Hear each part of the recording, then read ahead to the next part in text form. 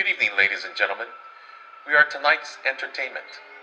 For the next 30 minutes, you will travel back to a time when radio controlled the transmission and the mind created all your fears. Welcome to Classic Dark Radio.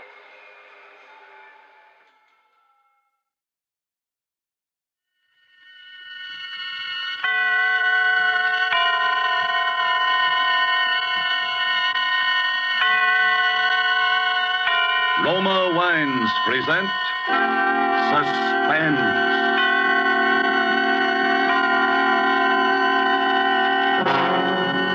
Roma Wines, made in California for enjoyment throughout the world. Salud. Your health, senor. Roma Wines toast the world.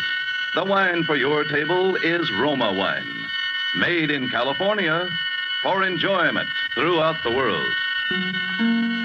The Roma Wine Company of Fresno, California, welcomes you again to this weekly half hour of Suspense. Tonight from Hollywood, Roma Wines bring you a star, Mr. Herbert Marshall. Mr. Marshall is with us to play in Nicholas Blake's powerful story of vengeance and retribution, The Beast Must Die. But before we raise the curtain on tonight's tale of suspense, here is a message from Roma Wines. In Havana, Cuba, one gathering place of fashionable people is the charming Pan American Club. A dinner party is in progress, and the Cuban host has risen to return a compliment which has just been paid him by a guest from the United States. Lifting his glass, he says, "Thank you, my friend. Thank you also for telling us about the perfect climate and soil of California, from which we import these supremely delightful Roma wines. Now we can understand how such perfection is possible. Such magnificent quality as we enjoy in Roma wines. You will agree it is a tremendous tribute when other countries find Roma wines so superior they import them as rare and expensive delicacies. Such international esteem can only mean that Roma wines are truly magnificent in quality. But remember, you here in the United States can enjoy these distinguished wines at almost unbelievably low cost. For you pay no high import duties, no expensive shipping costs. You enjoy the unique combination which makes Roma wine so superlatively fine, the combination of California's perfect soil and climate, and age-old wine-making skill, plus Roma's modern quality controls, for only pennies a glass. Discover the delightful flavor and goodness which have made Roma wines America's largest-selling wines. Ask for R-O-M-A, Roma Wines, made in California for enjoyment throughout the world. And now, with The Beast Must Die, and with the performance of Herbert Marshall as Felix Lane, who wrote a diary of death, we again hope to keep you in suspense.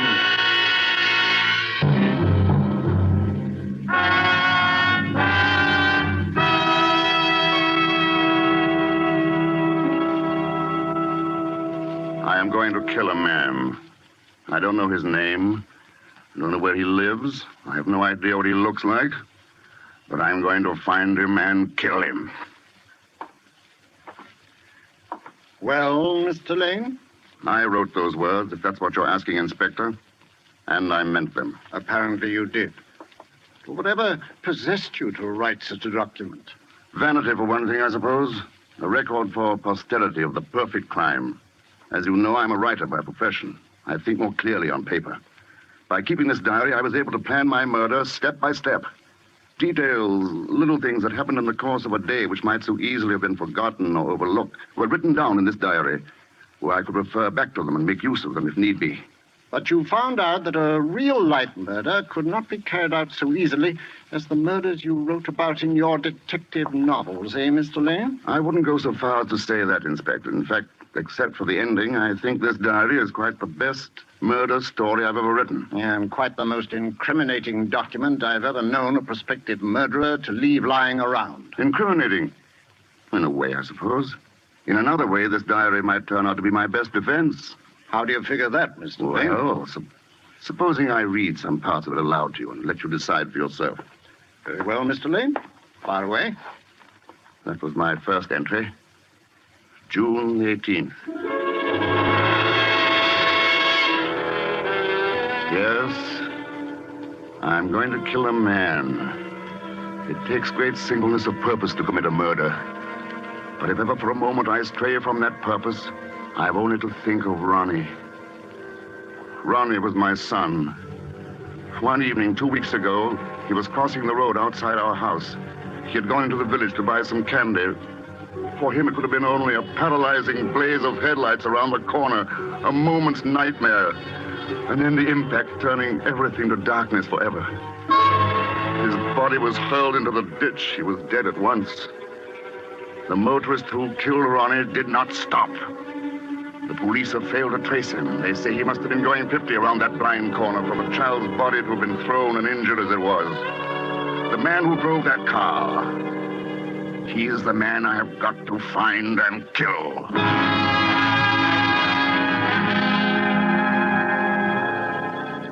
June 25th. I found my first clue today. My mind was on Ronnie. I was driving toward a neighboring town. The hills around were green. The boxwood hedges, still damp from last night's rain, translucent like giant chunks of emerald. Suddenly, the front wheels of my car hit into a great puddle. A sheet of water splashed up over the front of the windshield and drenched me from the side. I pulled up at the far side of the water splash. I got out, cursing myself for my preoccupation, and began mopping away at the windshield. A man leaning over a farm gate addressed me. Whoa. Looks like you got a proper shower bath, mister. Yes. Been pestering the county for months to repair that hole. People always driving into it, splashing themselves all over. Funniest thing of all, though, was about a fortnight ago when a chap tried to use it to get a free car wash. Oh, really? Yeah. It was my wife's birthday, to be exact. About 8 o'clock, we was on our way to Cheltenham to see the picture show. Just coming out of the gate, this chap driving one of those low-slung sports jobs hits the water splash. You don't say. Ah. And then the fella says something to the girl he's driving with. What do you suppose they do? They back up and run through the splash again. And then again. They did it 4 times. 8 o'clock. Your wife's birthday, it wouldn't be June 3rd, would it? All right, yeah. But how'd you know? Oh, well, you see, a friend of mine was celebrating that night. He was driving toward Severn Bridge. That's where this fella and his lady friend were going. I remember his lady friend says, George, ask the man whether you turn to the right or to the left at the next fork. George, yes, that's right. That's my pal's name. And, Severn Bridge, yes. Yes. The way he drives ought to have brought him here by just around 8 o'clock. He didn't have a crumpled right front fender, did he? Oh, that he did. And that bloke was your friend. He sure is a proper nut. Well, peculiar, at least. Yes. Yes, he is peculiar. Driving through that water splash all over again and again. 4 times he does it. He wasn't laughing either. Didn't seem like a joke somehow. Looks like he's trying to get a free car wash. Funny way, I'd say, to get the mud off. Yes, yes. Maybe it was tar, though, huh? Yes. Or blood.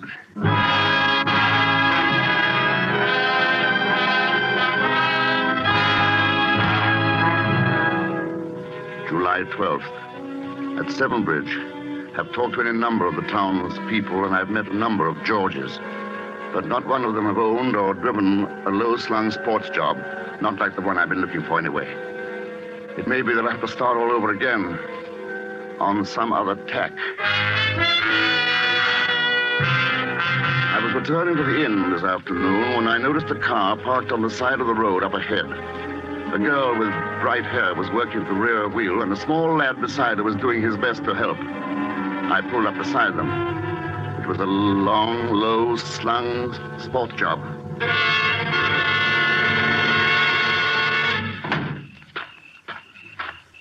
I say, can I help? Well, what do you think, Phil? Oh, yes, sir. Yes, if you would lend a hand.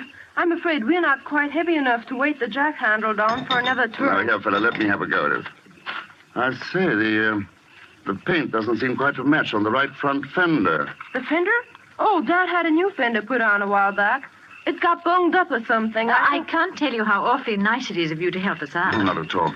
By the way, I wonder if you and Phil here wouldn't stop for tea with me at the inn afterwards. It's not far, you know. We're expected at home, sir. Perhaps you could come along with us. What do you do, sir? Why, I'm a writer, Phil. Oh, you really must come to see us. It's Gables on Devon Road, my brother-in-law's place. The name's Rattery. We'll give you a ring tomorrow and set a date. Sis will love meeting a real author, and so will George. Did you say your brother-in-law's name is George?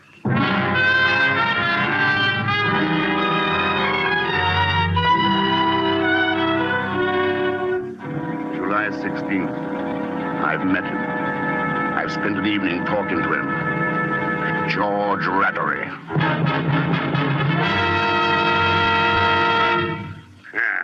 So you're a friend of Lena's, eh?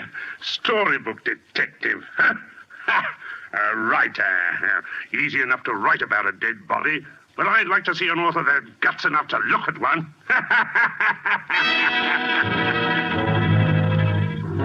I had been more than a little afraid that George might turn out to be a sympathetic character. That need not concern me any longer. I shall have no compunction at all about putting his light out.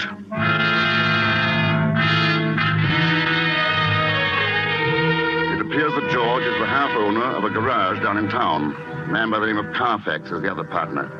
A garage. That would explain how the damaged fender got itself fixed without the police knowing. Oh, how can a beast like George have a fine young son like Phil?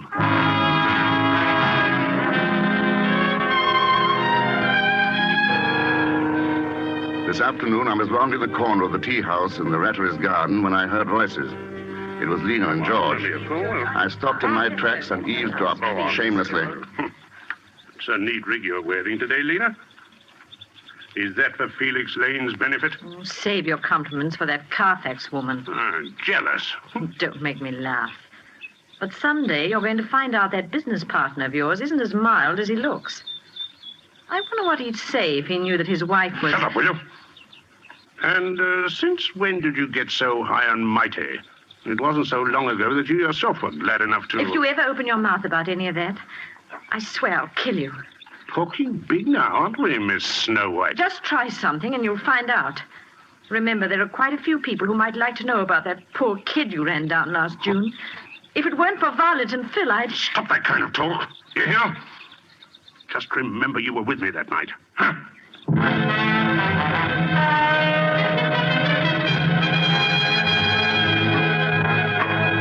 August 5th. Had a look around the Rattery Carfax garage this afternoon. Told George it might come in useful as material in my book. All at once I heard a shot, and there stood George blazing away over the plot in back with a rifle. I went up to him. There. That's another one of the pests out of the way. We've tried everything. Traps, poisons, rat hunts. We can't keep them down. That's a nice rifle. Yeah. Gave it to Phil when he came back from school in Switzerland. Much too good for him. Here, I'd like to have a go at him. I raised the rifle and sighted. George's back was to me. By shifting a few inches to the right, the bullet should enter the base of the brain. Who could prove that George hadn't suddenly stepped in my way? My finger tightened on the trigger. I say, George, I can't find that new tin of rat poison. Phil was spreading some out in the dump yesterday. I wonder where he put it. Oh, hello there, Lane. Hello, Carfax. Hey, watch out where you're pointing that gun. We wouldn't want anything to happen to the senior partner, eh? Not very funny.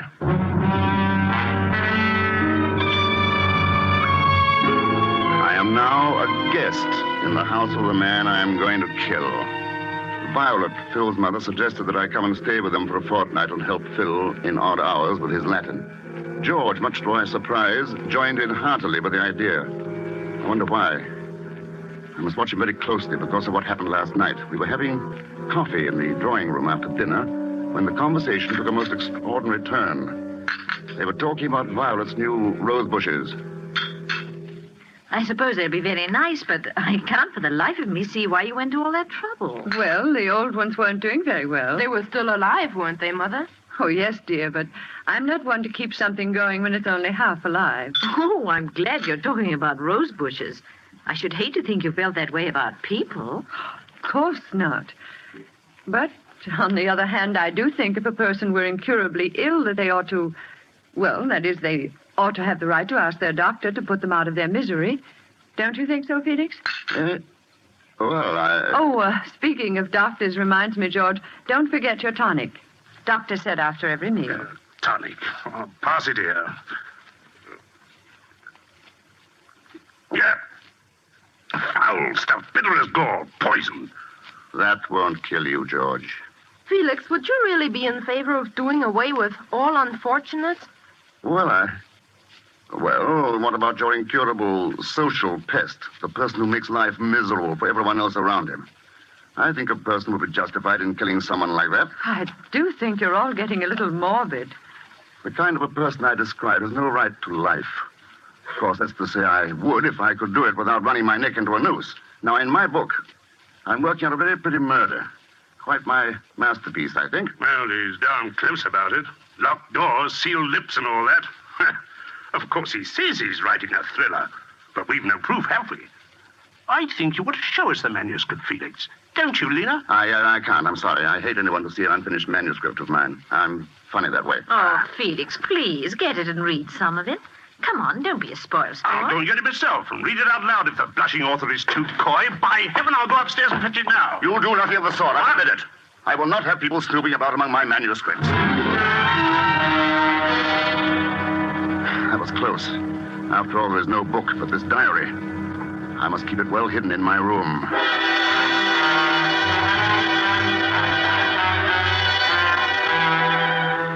At last, I have my plan. It took a great deal of subtle taunting and persuasion, but it came off at last. George is going sailing with me this afternoon, and he can't swim. Drowning is very painful, they say, in the early stages. That's good, I'm glad. George's lungs bursting, the top of his head shrieking with pain, his hands scrabbling vainly to thrust against the giant weight of the water. But if I cannot kill George today on the open sea, with the wind in my favor and myself the undisputed master of the situation, if I fail today, then I will know that it is not my destiny to be a murderer, and I will make no further attempt on the life of George Rattery.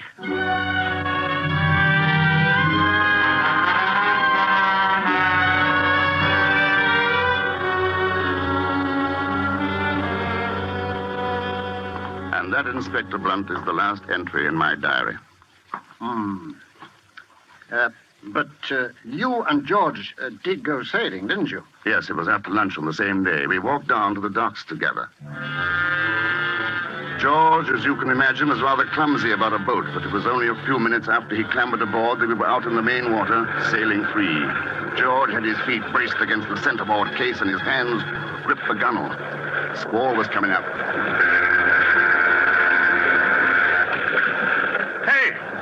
Motor barge is getting very close, isn't it? There'll be plenty of room, George. Power vessels have to give way to sailing vessels, you know. Give way? How do you think about that size is going to give way to a crate like this? Hey there, what are you up to? Look out, I tell you, you can't. What if you run into us? I'll bloody well hang on to your leg and we're both drowned. What are you doing? What?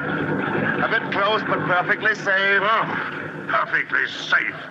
That barge didn't miss us by a yard. The same thing happened the other day when I was out with Phil. He didn't lose his nerve. Oh, he didn't, eh? By the way, you better not stand up in the boat again. That's one thing that's not safe. Very well, my friend. But I shouldn't try any of those funny tricks you've been planning. Tricks? What tricks? You know what I mean, you filthy sneak. I searched your room just before lunch, and I found your diary. Yes, I posted that precious diary of yours up to my solicitor just before I came out here. Posted it, mind you, just before we went sailing. So you see, it'll be most unfortunate for you if you let me drown. Well, what's the matter? Lost your lying tongue, have you? I ought to break your jaw for you.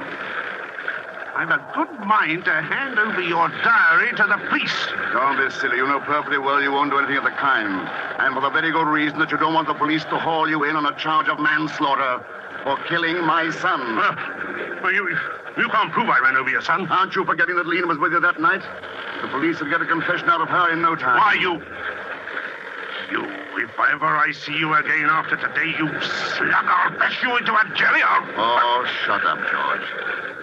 I guess we've both been a little too clever. It looks like a stalemate.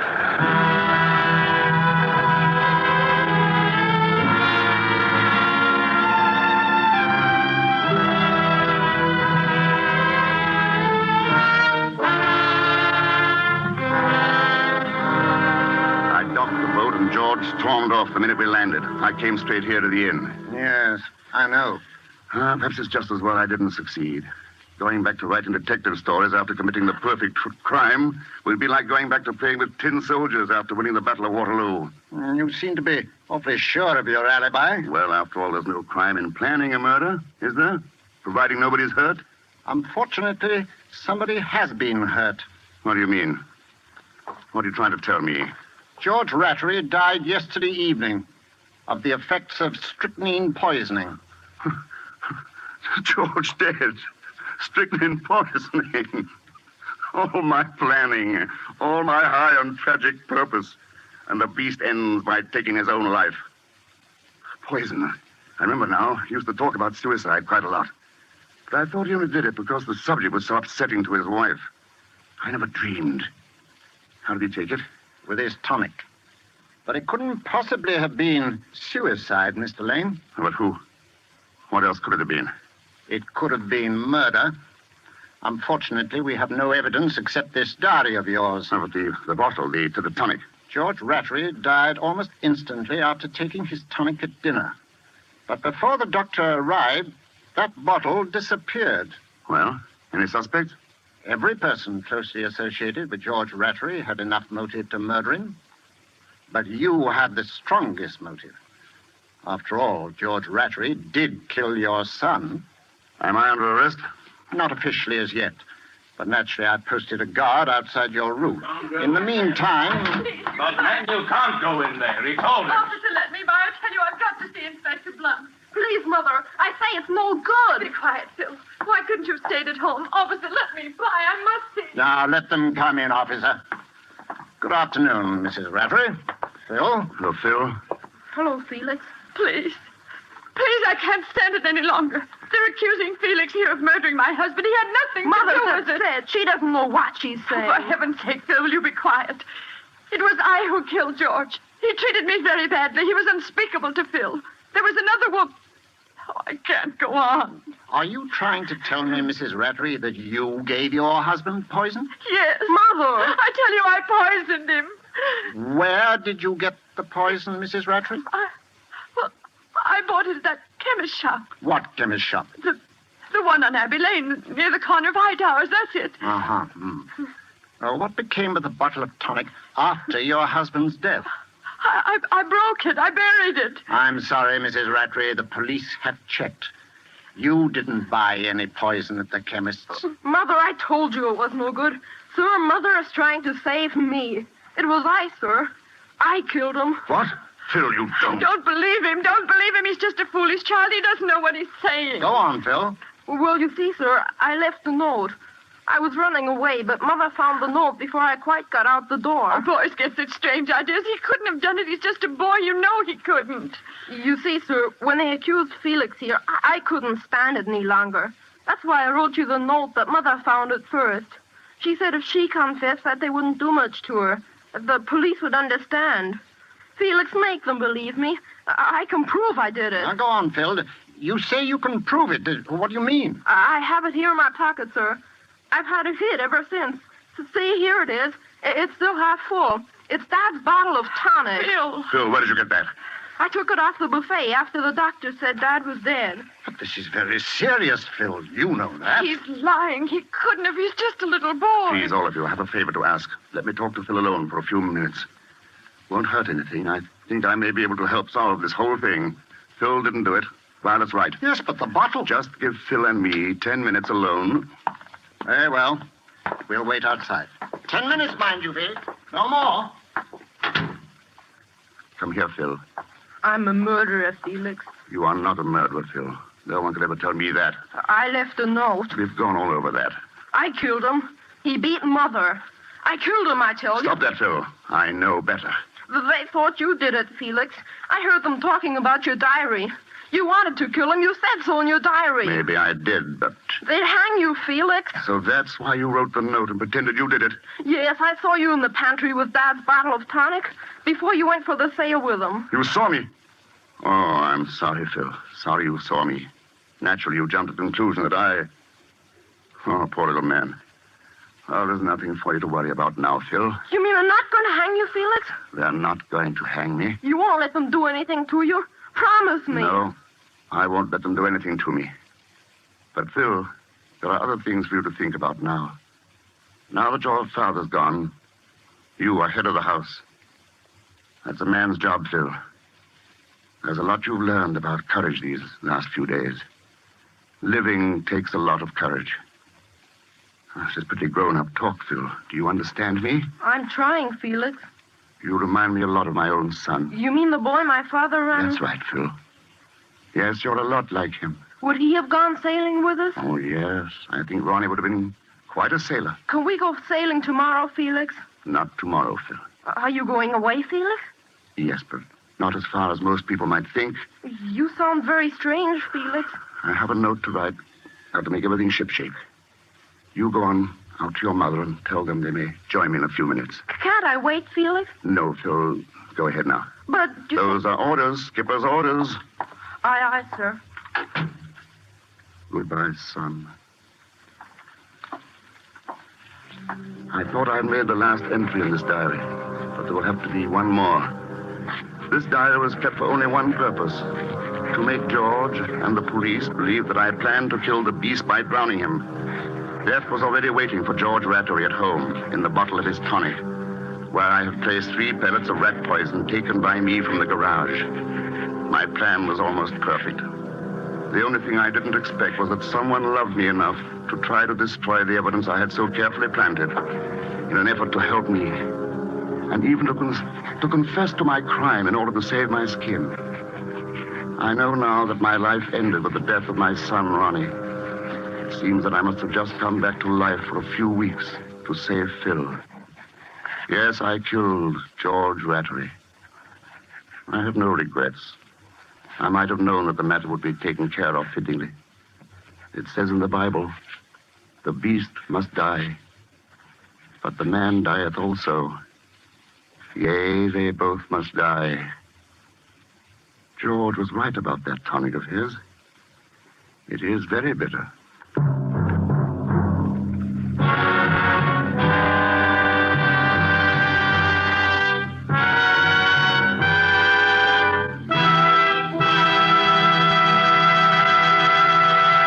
And so closes The Beast Must Die, starring Herbert Marshall. Tonight's tale of Suspense. Suspense is produced and directed by William Spear. Have you discovered the age-old secret of famous chefs and lovers of fine food? Namely, how good wine makes even the simplest, most inexpensive meals really exciting events? How Roma wines perform flavor miracles in bringing out rich, new savoriness? Well, the next time you cook any of the red meats, stews, fish, or poultry, add a generous portion of any Roma California table wine, delicious Sauterne, hearty Burgundy, or tasty claret. Then put the same bottle well chilled on the table with your meal. You will be amazed at the wonders Roma wine performs in bringing out all the appetizing goodness of even the simplest foods. Remember, Roma wines, these marvelous aids to greater enjoyment of daily meals, cost only pennies a glassful. So any home can afford the pleasure they give to everyday living. Ask for ROMA, Roma wines, America's largest selling wines, made in California for enjoyment throughout the world. This is Herbert Marshall. And at the request of the United States Army, I'm addressing this to every soldier listening. Volunteers are once more being accepted for immediate training by the parachute troops. Paratroopers receive $50 extra per month in base pay. Officers get $100 extra per month. If you think you can qualify for the paratroops, apply to your company commander immediately. Mr. Marshall appeared through the courtesy of Metro Goldwyn Mayer, producers of White Cliffs of Dover. Next Thursday, same time, you will hear Mr. Peter Lorre with Richard Conte as stars of Suspense. Presented by Roma Wines, R-O-M-A, made in California for enjoyment throughout the world. This is CBS, the Columbia Broadcasting System.